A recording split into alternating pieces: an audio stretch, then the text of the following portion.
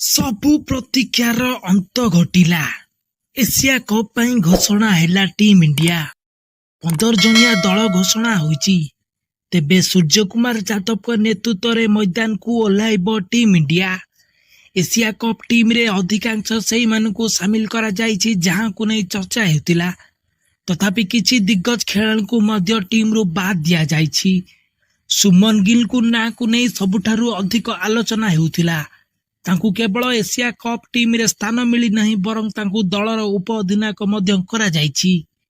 ଭାରତୀୟ ଚୟନକର୍ତ୍ତାମାନେ Asia cup ପାଇଁ ଅଭିଷେକ ଶର୍ମା ଏବଂ ସଞ୍ଜୁ ସାମସନଙ୍କ ଓପନିଂ ଯୋଡ଼ି ଉପରେ ଭରସା କରିଛନ୍ତି।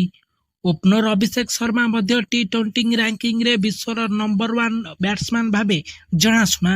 ତାଙ୍କ ବ୍ୟତୀତ ଟି-20 ରାଙ୍କିଙ୍ଗରେ ବିଶ୍ୱର ଦ୍ୱିତୀୟ ନମ୍ବର ବ୍ୟାଟ୍ସମ୍ୟାନ୍ ତିଲକ ବର୍ମାଙ୍କୁ ମଧ୍ୟ ଏସିଆ କପ୍ ପାଇଁ ଚୟନ କରାଯାଇଛି।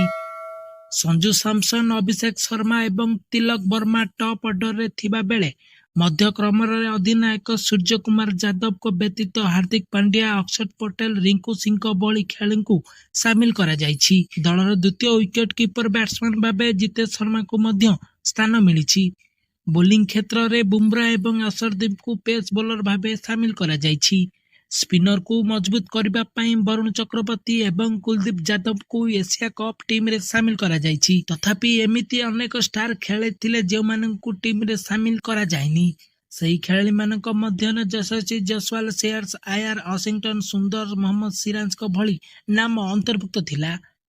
ଏସିଆ କପ୍ ପାଇଁ ଦଳ ଘୋଷଣା କରିଛି ସୂର୍ଯ୍ୟକୁମାର ଯାଦବ ଅଧିନାୟକ, ସୁମନ ଗିଲ ଉପ ଅଧିନାୟକ, ଅଭିଷେକ ଶର୍ମା, ତିଲକ ବର୍ମା, ହାର୍ଦ୍ଦିକ ପାଣ୍ଡ୍ୟା, ଶିବମ ଦୁବେ, ଅକ୍ଷର ପଟେଲ, ଜିତେଶ ଶର୍ମା, ଜସପ୍ରୀତ ବୁମରା, ବରୁଣ ଚକ୍ରବର୍ତ୍ତୀ, ଅର୍ଶଦୀପ ସିଂ, କୁଲଦୀପ ଯାଦବ, ସଞ୍ଜୁ ସାମସନ, ହର୍ଷିତ ରାଣା ଓ ରିଙ୍କୁ ସିଂ।